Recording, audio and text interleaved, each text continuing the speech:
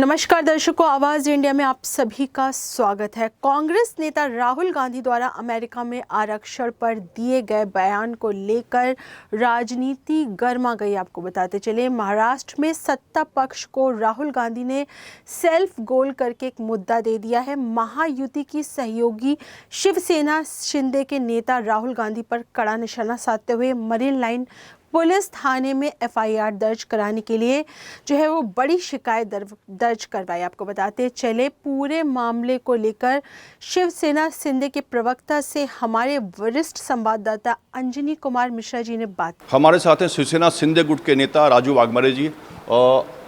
America में राहुल गांधी ने बयान दिया है आरक्षण को लेकर, उसको लेकर आप क्या बोलेंगे? देखिए, राहुल जी की बुद्धि भ्रष्ट होने जा रही है और उनका असली जो अज्ञान है और असली चेहरा है वो बाहर आना शुरू हो गया है, उनका भी और कांग्रेस का भी।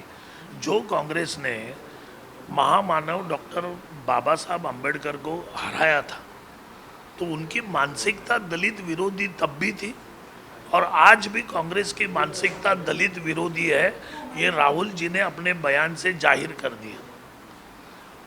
राहुल गांधी अमेरिका में जाके बोल रहे हैं कि आरक्षण पूरी तरह से हम खत्म करेंगे। इसका मतलब उन्होंने संविधान का अपमान किया है, डॉक्टर बाबा साहब अम्बेडकर का अपमान किया है और इस देश में रहने वाले करोड़ों दलित, आदिवासी, ओबीसी, बहुजन लोगों का भी उन्होंने पूरी तरह से अपमान किया है। आज आरक्षण हमको क्यों मिला, ये जानने का इतिहास राहुल जी के पास समय नहीं है और उतना ज्ञान भी उनके पास नहीं है कि आरक्षण क्यों मिला। कितने हजारों साल हमारे लोगों ने कैसे दिन निकाले, कौन सी स्थिति में हम लोग थे और वो स्थिति से बाहर निकालने के लिए डॉक्टर बाबा साहब अम्बेडकर ने संविधान के जरिए हमें आरक्षण दिया। तो आरक्षण खत्म करने की बात करते हैं और उसके बाद वो बयान देते हैं कि नहीं, मैंने ऐसा नहीं बोला था, मैं 50% बढ़ाने की बात कर रहा हूँ। अगर 50% बढ़ाने की बात करते हो तो आपने तो इंग्लिश में पूरी तरह से कह दिया कि I want when we will come back we will scrap the reservation. इसका मतलब क्या है? स्क्रैप मतलब खत्म करना। तो अगर आपको 50% बढ़ाना है तो आपने खत्म करने का शब्द क्यों इस्तेमाल किया? तो अभी जो बयानबाजी राहुल गांधी कर रहे हैं पूरी तरह से झूठ है, ढकोसला है। कांग्रेस ही पूरी तरह से आरक्षण विरोधी, जाति विरोधी है और जातियों में द्वेष फैलाने का काम अगर कौन करता है तो कांग्रेस करती है। और हमारा सवाल है महाविकास आघाड़ी को महाराष्ट्र में कि उनके नेता शरद पवार जी का कोई बयान आया नहीं है राहुल जी के बारे में, तो क्या शरद पवार जी का भी सम्मति है राहुल जी के इस बयान को कि आरक्षण खत्म कर देंगे? महाविकास आघाड़ी पूरी तरह से आरक्षण विरोधी है। उद्धव ठाकरे पहले से ही आरक्षण विरोधी है। आज कांग्रेस ने जाहिर कर दिया कि वो भी आरक्षण विरोधी है और पवार साहब का भी स्टेटमेंट आता नहीं, मतलब वो भी आरक्षण विरोधी है।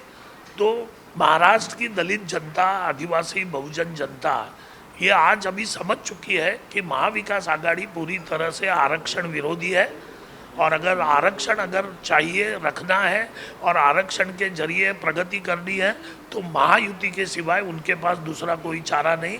और हमारे पार्टी के नेता आदरणीय एकनाथ राव जी शिंदे साहब, इन्होंने पूरी तरह से जाहिर कर दिया है कि आरक्षण को अगर कोई धक्का लगाने की कोशिश करेगा तो शिवसेना उसके बीच में हिमालय पर्वत की तरह खड़ी रहेगी और किसी को भी नज़दीक भी जाने नहीं देंगे कि आरक्षण खत्म करने की कोई बात करता है। जैसा कि शिवसेना आपके पार्टी के जरिए कहा जा रहा है कि उनको महाराष्ट्र में नहीं घुसने देंगे और उनके खिलाफ एफआईआर करेंगे, ये पूरा मामला किया जाता है। देखिए, अगर जो व्यक्ति छत्रपति शिवाजी महाराज, शाहू फुले अम्बेडकर के महाराष्ट्र के जो दलित है, जो आदिवासी है, ये सभी का अपमान कर रहे हैं, उनका आरक्षण खत्म करने की बात करते हैं, तो ऐसे व्यक्ति को शाहू फुले अम्बेडकर जी के और छत्रपति शिवाजी महाराज के महाराष्ट्र में आने का अधिकार क्या है? जो परम पूज्य डॉक्टर बाबा साहब अम्बेडकर ने आरक्षण दिया, जो परम पूज्य डॉक्टर बाबा साहब अम्बेडकर ने घटना ली, जो शाहू महाराज ने आरक्षण की भूमिका तय की, जो शिवाजी महाराज ने पूरी तरह से अपने स्वराज्य में सभी को साथ में लेके चलने का काम किया, आज उसी महाराष्ट्र में अगर राहुल गांधी जैसा आरक्षण विरोधी कोई शख्स आता है तो उसका नैतिक अधिकार क्या है?